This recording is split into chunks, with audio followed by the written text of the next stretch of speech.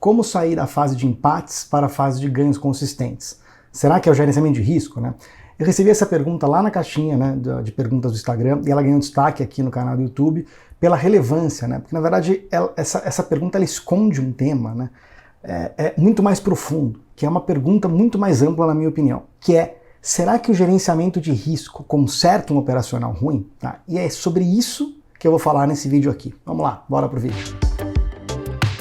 Bom, primeiro de tudo, eu sou o André Hanna, nesse canal eu falo de trade, falo de investimentos, esse vídeo aqui é puramente de trading, tá? Se você não está inscrito no canal ainda, se inscreve que você não perde nenhum conteúdo quando ele for publicado, tá bom? O que eu quis gravar, né, esse vídeo aqui, trazer esse tema, trazer essa pergunta, né, que veio lá no canal, né?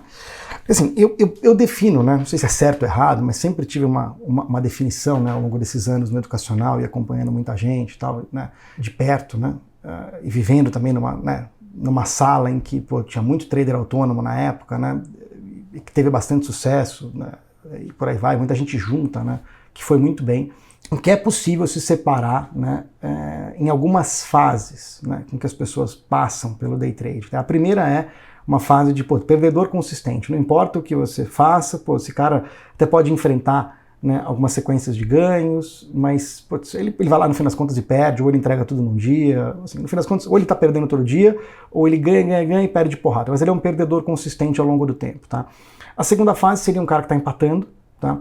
A terceira fase, uma pessoa que é consistente com lote pequeno, o que pouquíssimas pessoas experimentam chegar nessa terceira fase, e menos pessoas ainda experimentam chegar na quarta fase, que é você ser consistente com o lote, condizente com o teu degrau, né? Não diria que o teu degrau financeiro, o teu degrau de conhecimento, de mérito e por aí vai. Tá? O dinheiro que você tem, né, importa menos nessa fase do degrau, tá? Que você chega. É muito mais por mérito que você cresce o lote do que pelo saldo que você tem de patrimônio, por aí vai. Claro que o saldo sempre ajuda a você manter a tua cabeça, a tua vida, as tuas contas pagas dedicadas, né? Tudo isso funcionando enquanto você se dedica ao mercado, tá? Então o saldo patrimonial ajuda nesse sentido, te dá folga e tempo e cabeça para poder aprender e fazer o certo.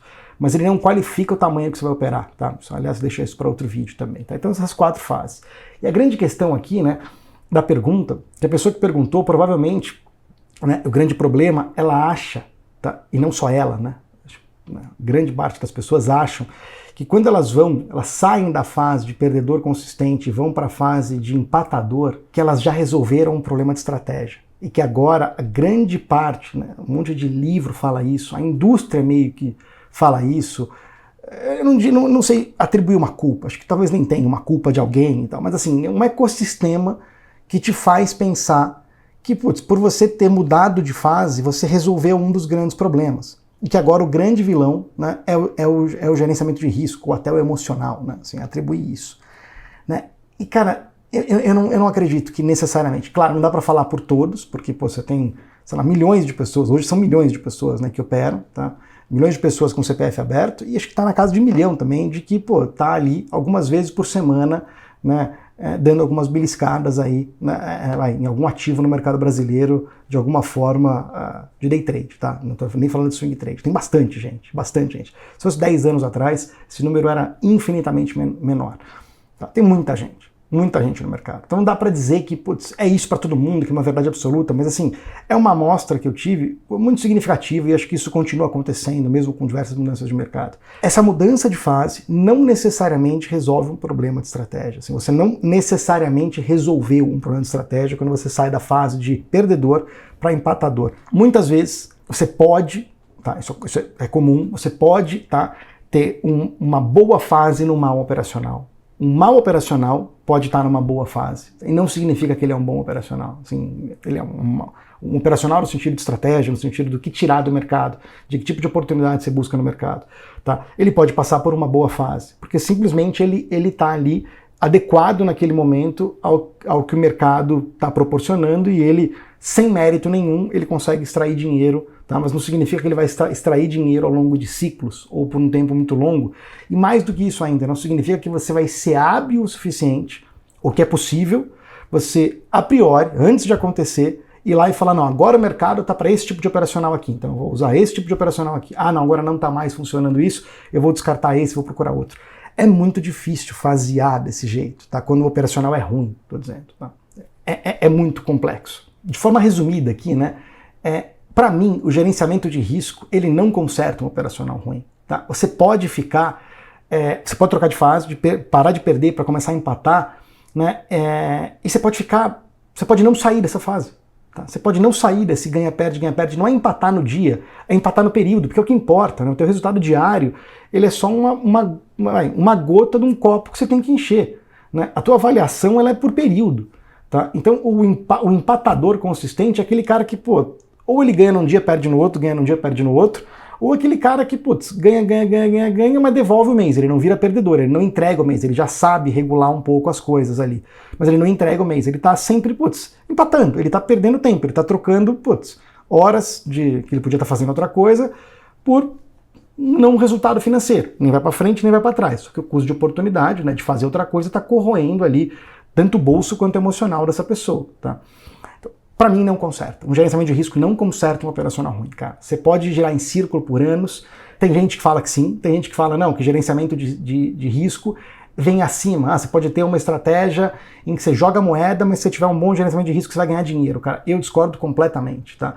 Para mim tem muito claro, especialmente para quem opera na mão, tá? Para quem opera de forma discricionária, né? Que está olhando para a tela, tem que processar aquelas informações manuais e dar o clique manualmente. Especialmente nesse sentido. Talvez para quem opera de forma automatizada, o que eu vou dizer agora tenha menos relevância, mas eu ainda assim, como eu não faço isso, eu não posso dizer por essas pessoas. Tá? Mas ainda assim eu acredito nessa hierarquia de grau de importância. Né? Eu não diria grau de importância, eu diria hierarquia de coisas que você tem que se preocupar primeiro. Esse é o ponto. Eu não diria que uma coisa que eu vou falar aqui que é mais importante do que a outra, mas eu diria que a ordem delas, ela tem relevância. A primeira coisa para mim, não adianta você ter um emocional bom, não adianta você ter um gerenciamento de risco bom, se você não tem uma vantagem clara e boa para tirar do mercado. Para mim esse é o primeiro nível de hierarquia que você tem que trabalhar. Tá? Putz, a vantagem tem que ser clara para tirar do mercado. O segundo nível é, dentro daquela vantagem, ter um bom risco-retorno. Eu já gravei em outros vídeos aqui. Né? Para mim não existe um risco-retorno mágico ou uma estratégia desassociada a um risco-retorno. O risco-retorno ele é inerente à estratégia, porque assim, ele está dentro. Tá? Eu vou até procurar o vídeo que eu falei sobre isso, eu vou colocar aqui embaixo no card para poder, né, para não ficar aqui rodando em círculo, né, trazendo sempre os mesmos temas e ficar falando de novo sobre os mesmos. Então, eu já falei sobre isso em outros temas. Para mim, o gerenciamento de risco ele é inerente à estratégia, ele não é exógeno, você não escolhe, você não fica trocando gerenciamentos de risco e testando para estratégias distintas. Tá? Isso quem faz geralmente é quem opera de uma forma automatizada, que aí você tem várias camadas de estratégia automatizada e uma meio que né, não correlacionada com outra, como se fosse um portfólio de investimentos. É um outro tipo de cabeça. Né? Quem opera manual não consegue pôr muitas camadas na cabeça e executar, agora estou executando isso, estou executando aquilo. Tá? Assim, você consegue até certo ponto, mas não mais do que 3, 4, né, que já é bastante, camadas distintas. Tá? E acho que o terceiro ponto, né, primeiro, uma vantagem muito clara. O segundo ponto, um risco-retorno adequado para aquela vantagem e adequado às condições de mercado daquele momento. E o terceiro, né, de novo, nessa ordem, tá? Não no grau de importância, você ter emocional para conseguir equilibrar e manter tudo isso mesmo nas fases de intempéries. Tá? Esse é o grande segredo do negócio. Tá? Então não adianta você ter um emocional bom com uma estratégia ruim. Não adianta você ter um emocional bom com uma estratégia boa, mas o gerenciamento de risco ruim. Tá? Mas a ordem do negócio é, para essa pergunta que veio, putz, será que é só o gerenciamento de risco vai fazer eu mudar de empatador para um ganhador consistente com lote pequeno? Na maior parte das vezes, as pessoas elas vêm para o mercado com um conceito muito errado do que, né, na minha visão, né, e isso eu falo com propriedade por ter, né, caído nesse celeiro, que, né, foi essa, né, a Interfloat na época, uma corretora que atendia trader profissional, né, e, portanto, e ficava ali dentro da corretora, e os clientes de home broker, né, na época, um dos primeiros, né, de home broker profissional, né, de plataforma profissional, quando ela foi para o varejo, era muito visível, tinha umas, sei lá, 400, 500 pessoas ao longo dos 2 primeiros anos ali, era muito visível o nível de discrepância, né, de termos de financeiro e de consistência entre o pessoal que operava dentro da mesa e o pessoal que operava fora no home broker. Né. Isso deu, né, para mim que estava lá e para outras pessoas que estavam lá também, que souberam aproveitar, né, esse balão de ensaio, né, essa quantidade de dados para poder, putz, cara, olha, Esses caras tentavam isso, esses caras tentavam aquilo, né? E o que funcionou, o que não funcionou? Na maior parte das vezes, as pessoas vêm para o mercado, né, olhando variáveis completamente erradas, né, e acham que vão tirar a conclusão, né, porque putz, a indústria é muito corrompida, a indústria do day trade, quem ganha, né, a indústria do mercado, tá, não só do day trade, a indústria do mercado é muito corrompida. Você tem um interesse muito grande, né, de fomentar entrantes, porque pô, tem gente que ganha dinheiro com isso. Então você tem que fomentar entrantes, todos os dias tem que ter entrante, porque senão, pô, a indústria de taxa, a indústria de administração, de corretagem, agora corretagem travestida de RLP, a indústria do educacional, você tem que ter entrante. Então, se vendeu ao longo dos anos uma ideia de que, pô, que é possível, e é de fato, mas que é fácil, e que só basta ter disciplina, e não sei o quê. E, cara, não é bem assim, né? Não é bem assim. Cara, ganha, vou repetir uma frase, né, do dono dessa corretora, ganha quem não precisa, tá? Ganha quem não precisa, poucos ganham, tá? E cara, como é que você faz, né, para sair dessa massa? A maior parte das pessoas entra olhando coisas, cara, acha que, pô, que day trade é acertar futuro, acertar para onde o preço vai. Raríssimas pessoas ganham dinheiro, e raríssimas ainda, o percentual bem menor dentro das que ganham, tem essa habilidade, de enxergar para onde o preço vai, a priori, fala, putz, agora acho que vai subir, reunir esses sinais aqui. Geralmente, cara, os grandes ganhadores, tá? Os grandes ganhadores do mercado, eles não estão focando em adivinhar para onde o preço vai, estão focando em outra coisa, estão focando em oportunidades em que a chance de você perder é muito menor do que a chance de você perder é muito pequena ali. O risco de você se expor ao mercado é muito baixo naquele momento, mas não necessariamente é uma aposta em que agora eu acho que vai subir por tal motivo, ou que nem é pregado na indústria de fundo de investimento e por aí vai. Aquilo é uma outra coisa, tá? Aquilo é uma outra coisa. Funciona para um grupo de pessoas que tem know-how para fazer aquilo, que tem informações para fazer aquilo, para poder criar cenários sobre o futuro. Uma pessoa em casa, eu aqui na minha casa, você na tua, mesmo que você esteja numa corretora, que seja num ambiente profissional, a chance de você ter um time focado em analisar cenário para prever onde o preço vai, ela é baixíssima, para não dizer inexistente. Tá? Você não vai competir com esses caras. E a gente entra para o mercado achando que não, porque a gente geralmente entra através do arcabouço gráfico e não do arcabouço fundamentalista, como essa indústria de fundo de investimento faz, e a gente acha que a gente está fazendo algo diferente, mas na verdade não está. Na verdade o que a gente está fazendo ali, cara, quando a gente aprende aquele arcabouço gráfico, né, é tentar prever preço, sem querer saber. Mesmo que você use cruzamento de média, cruzamento de nível de preço, figuras gráficas, candle, qualquer variação disso, volume, derivações de price action, você está ali no fim das contas com uma pergunta na cabeça, mesmo que inconscientemente tentando responder, vai subir ou vai cair, vai subir ou vai cair, vai subir ou vai cair. Ela é automática. Você fica se auto-perguntando, e quando você fica com essa pergunta na cabeça, você vai tentar buscar respostas, sinais do mercado que te respondem essa pergunta inconsciente na cabeça. Tá? Raras pessoas conseguem trocar esse software por um outro software. Tá? Que precisa de muito conhecimento. E as pessoas que naturalmente trocaram na época, né, o maior celeiro foi o pregão, foi a voz. Não porque ali você entendia o que era de fato o mercado. O cara que estava dentro do pregão Viva Voz, ele via que tinha diferença de tamanho de player, que aquele cara que operava por tal corretora era um tesoureiro, e que quando o tesoureiro entrava, ele entrava operando com X ordens, ele repetia, o próprio processo de compra daquele tesoureiro fazia com que o preço subia, ou caía, né, não importa, né, ele sabia que, pelo outro banco, pela outra corretora, provavelmente quem estava ali era a tesouraria de um outro banco, ou de um outro fundo de investimento, ou que muitas vezes estava atendendo um estrangeiro, e por aí vai. E você não tinha a figura do robô muito clara, né, a figura do robô era a própria figura do scalper na época, hoje, que seria uma figura de market making ali, uma figura de criar ondas no mercado, né, de conseguir fazer preço dentro de alguns buracos ali que tinha. A figura do grande HFT, né, hoje era a figura do scalper lá atrás, que operava dentro do pregão e por aí vai. Era muito visível. Isso, só de você estar lá sendo um pouquinho vivo, não inteligente, só esperto, de saber quem é quem, né, te faria trocar a pergunta, cara. A pergunta que eu tenho que fazer não é vai subir ou vai cair no próximo minuto, na próxima meia hora, ou amanhã ou depois, como day trader. Né?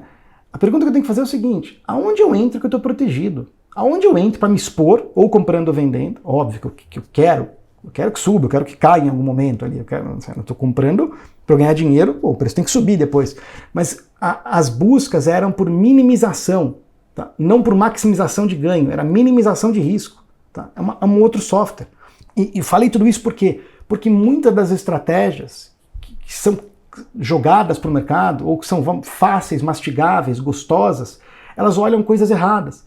E na maior parte das vezes você fica girando em círculo. Ali, aí você fala, não, agora eu parei de perder pelo menos. Então o que eu estou olhando aqui, eu já li muito livro, já fiz muito curso, então eu sei o que tem que fazer. Agora eu só preciso calibrar risco e emocional. Na maior parte das vezes você vai girar em círculo pro resto da vida. Porque aquele arcabouço ali, né, de coisas que você está olhando, vão te fazer ganhar, perder, ganhar, perder, ganhar, perder. E não é o gerenciamento de risco que vai equilibrar essa conta. Na maior parte das vezes, as pessoas não têm uma vantagem clara do que tirar do mercado. Elas estão tentando perseguir se o preço vai subir ou vai cair. E aí você fica naquele eterno 50%, 60% de chance das coisas e atribui ao gerenciamento de risco, né, pode, né, atribuir, não necessariamente, ou o insucesso, tá faltando calibrar risco.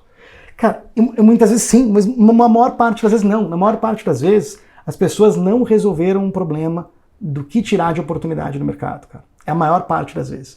André, como é que resolve isso? Na minha concepção, como eu resolvi isso, sempre acrescentando trade com lógica, trade com vantagem. Uma vantagem clara. O que é trade com lógica? O link do vídeo aqui que explica tá aqui embaixo. Tá?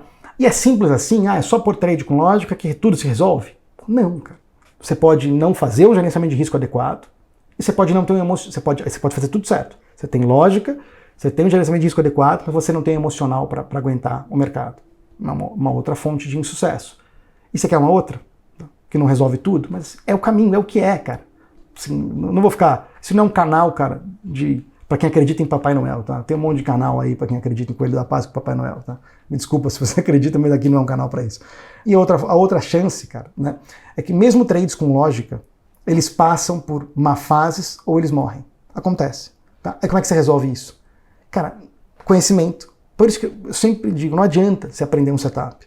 Mesmo que ele seja um setup bom, ou seja, um setup com lógica. Tá? Mesmo que ele seja um setup com lógica, não adianta você só aprender. Se você não aprende estrutura de mercado, microestrutura, precificação, o que olhar, o que o pessoal do pregão aprendia de forma inerente, quem é quem, que grupo faz o quê, como é que eles tomam decisões, como é que eles executam ordem, como é que as ordens dele impactam o mercado, né? Você nunca vai ser autodidata no sentido de entender o que mudou, que janela de oportunidade fechou e que janela abriu.